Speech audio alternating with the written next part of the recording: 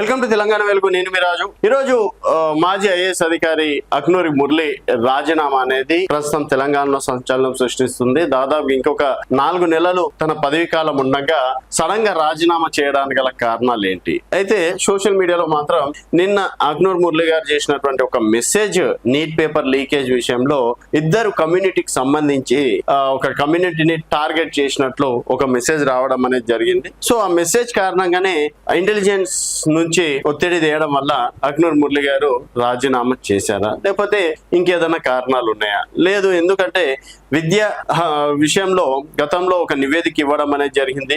ఆ నివేదికలలో చాలా వరకు పొరపాట్లు ఉండడంతో మళ్ళీ దాన్ని మార్పులు చేర్పులు చేయడం అనేది కూడా జరిగింది. ఆ విషయంలో అక్నూరి మురళి పైన కావచ్చు, రేవంత్ రెడ్డి గారి పైన చాలా వరకు నెగిటివిటీ రావడం అనేది జరిగింది.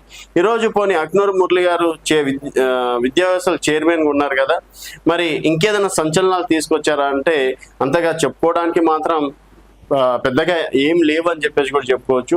దాంతోపాటు కొంతవరకు నెగిటివిటీ ఈరోజు ఎక్కువగా అవ్వడం, తర్వాత మరి కేవలం మా ఒక్క మెసేజ్ ద్వారానే ఈరోజు అక్నూరి మురళి గారు రాజీనామా చేశారా? అండ్ నేను ఒక ట్వీట్ చేశారు, సో నాకు ఇచ్చినటువంటి బాధ్యతని, పదవిని నేను విజయవంతంగా నెరవేర్చాను.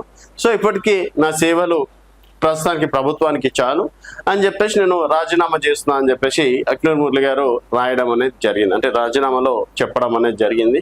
సో బట్ తనకి ఇచ్చినటువంటి బాధ్యతని నెరవేర్చినందుకే రాజీనామా చేశారా, లేకపోతే ఒక్క మెసేజ్ వల్లనే ఈరోజు మురళి గారు రాజీనామా చేశారా అన్న దానిపైన మాత్రం క్లారిటీ లేదు. సో ఏదైనప్పటికీ మరి ఈరోజు విద్యా వ్యవస్థలో అక్నూరి మురళి గారు తన పవర్ కావచ్చు, తన మార్క్ ఏమన్నా నిరూపించుకున్నాడా అనేది మీ అభిప్రాయాల కింద కామెంట్ రూపంలో తెలియజేయండి. చూస్తూనే ఉండండి తెలంగాణ వెలుగు.